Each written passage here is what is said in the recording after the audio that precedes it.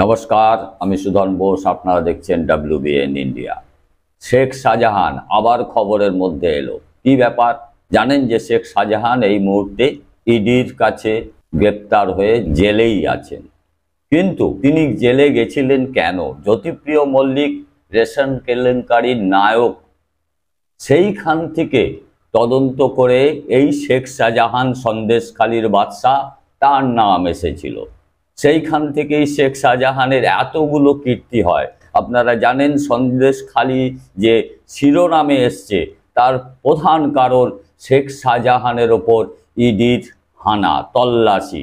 সেই ক্ষেত্রেই সেই বিরাট ঘটনাগুলো ঘটে, একের পর এক ঘটনা ঘটে, তারপর নির্বাচনও হয়ে যায়।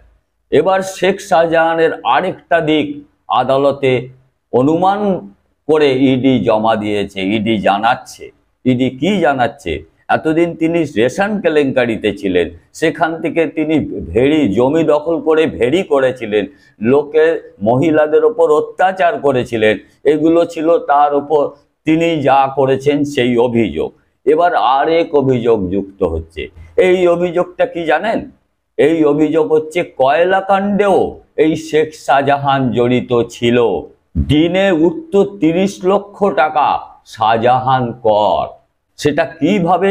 যে আসানসোল থেকে যে কয়লা যেত, যে ওখানে যে ইট ভাটাগুলো আছে, সমস্ত ইট ভাটা সাপ্লাই করত এই শাহজাহানের লোকেরাই। আসানসোল থেকে কয়লা এই টন প্রতি টন 2000 টাকা করে কর দিতে হতো ওই ইট ভাটার মালিকদের। সেই কর যেত শাহজাহানের কাছে।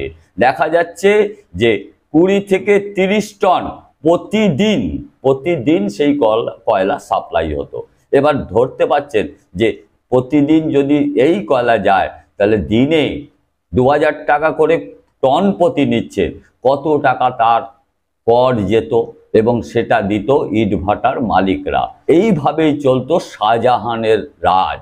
এখন বক্তব্য যে এইখানে এই যে কয়লা কাণ্ডে জড়িয়ে গেল শেখ শাহজাহান কয়লা কাণ্ডে জড়িত এবার হচ্ছে। এবার এর আগে কে ছিল? কেষ্টমণ্ডল, সাইগাল হোসেন, এরা সমস্তই হচ্ছে কয়লা কাণ্ডে গেছে, অন্তত গ্রেপ্তার, এখন তিহার জেলে আছে। তাই আগামী দিন যেভাবে তদন্ত চলছে, নির্বাচন শেষ হয়েছে সবে মাত্র, মন্ত্রিসভা এখনো গঠন হয়নি, হয়তো এনডিএর মন্ত্রিসভা গঠন হতে যাচ্ছে। সেই প্রাককালে সেই সময় হঠাৎই দেখা গেল শেখ শাহজাহানের আরেক কীর্তি, সেটা হচ্ছে শাহজাহান কর। সেটা 1 টাকা নয়, মানে লোকে শুনলে তো ভাববেই যাবে। দিনে 30 লক্ষ টাকা তিনি কর হিসেবে সংগ্রহ করতেন তাদের সাকরেত দিয়ে। কেন সন্দেশখালীতে এত প্রভাব রয়েছে সেটা বোঝা যাচ্ছে এই সমস্ত রোজগারের ফিকির দেখে। কিভাবে তিনি ভেড়ি করেছেন জোর করে, সমস্ত এই প্রভাবটা কোত্থেকে এসছে? সেটা অর্থ বলেই এসছে, অর্থের সাহায্যেই এগুলো ঘটেছে। তাই এই যে দক্ষিণ 24 পরগনা আর বিশেষ করে সন্দেশখালীর 1 নম্বর ব্লক, 2 নম্বর ব্লক, এই সব এলাকায় এই কয়লা তিনি সাপ্লাই করতেন। আর কন্ট্রাক্টটা এরকমই ছিল যে 2000 টাকা করে প্রতি টনে তাকে দিতে হবে। সেখানে দেখা যাচ্ছে 15 সাল থেকে 2015 সাল থেকে 20 সাল এই পর্যন্ত তো চলেছে ভালোভাবেই। তবে কি এটা জানতেন না কেউ?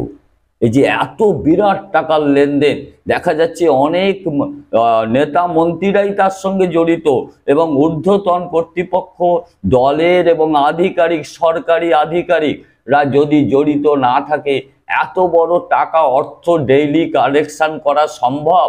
কর হিসেবে নেওয়া যায়? সেখানে কি হবে?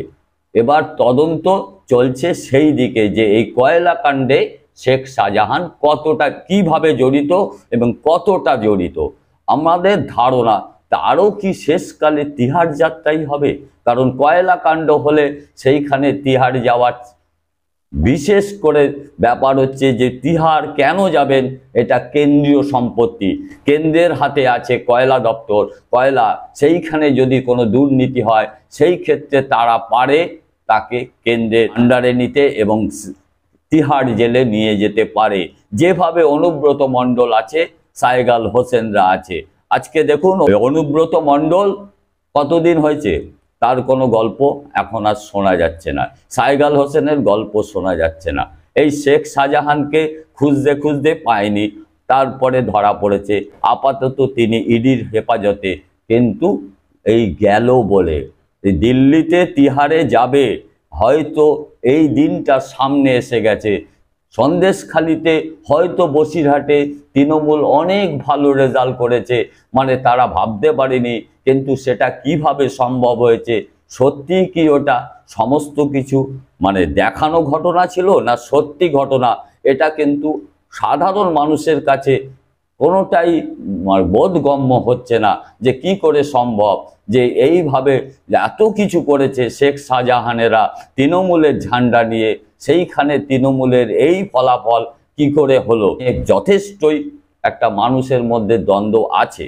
যাই হোক, এই মুহূর্তে একটা জিনিস তো বুঝতে পেরেছি, হয়তো বিজেপি বিরুদ্ধে ভোট হয়েছে এ রাজ্যে, এটা হলেও হতে পারে। সারা রাজ্যের ফলাফল সে কথাই বলছে যে বিজেপি বিরোধী ভোটই এখানে বেশিরভাগ হয়েছে, সেটা বিশেষ করে পশ্চিমবঙ্গে বেশি হয়েছে, সারা দেশেও সেটা কিছুটা প্রতিফলিত হয়েছে, যার জন্য নরেন্দ্র মোদী অনেকটা দুর্বল হয়ে গেছেন। আজকে তাকে মিলিঝুলি সরকার করা ছাড়া উপায় নেই। এই শরিকদের ঝামেলার মধ্যে তো তিনি পড়েছেনই এবং দাবি দাওয়ার মধ্যে পড়বেন। আর যে ক্ষমতা মোদির গ্যারেন্টি, সেটা কিন্তু আজকে আর বলা যাচ্ছে না। সেইখানে পরবর্তী যে তদন্ত, এটা কতদূর কি এগোবে, আমাদের এবার একটা সংশয় আসছে। হয়তো আমরা আশা করছি তদন্ত এগিয়ে তাড়াতাড়ি এর নিষ্পত্তি হবে এবং সেইখানে এই দোষীরা শাস্তি পাবে, শুধু তাই নয়, সেই টাকাটা রিকভার করে সমস্ত সাধারণ মানুষের যে ক্ষতি করেছে তাদের সেটা ক্ষতিপূরণ করবে। এবং আগামী যে মন্ত্রিসভা গঠন হচ্ছে, তারা হয়তো আগামী যুব সমাজের ওপরে নজর দেবে, তাদের কর্মসংস্থানের ব্যবস্থা তারা করবে, এটা আশা করছি।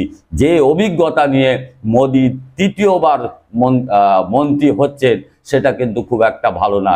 এই যে বলা কাজ, যে কথা বলেছেন সে কাজ করেননি, তারই ফলস্বরূপ এই রেজাল্ট। এবার এখানে আমরা জানি যে তৃণমূল ভালো ফল করেছে, কিন্তু শেখ শাহজাহান কি সত্যিই সেখানে দোষী?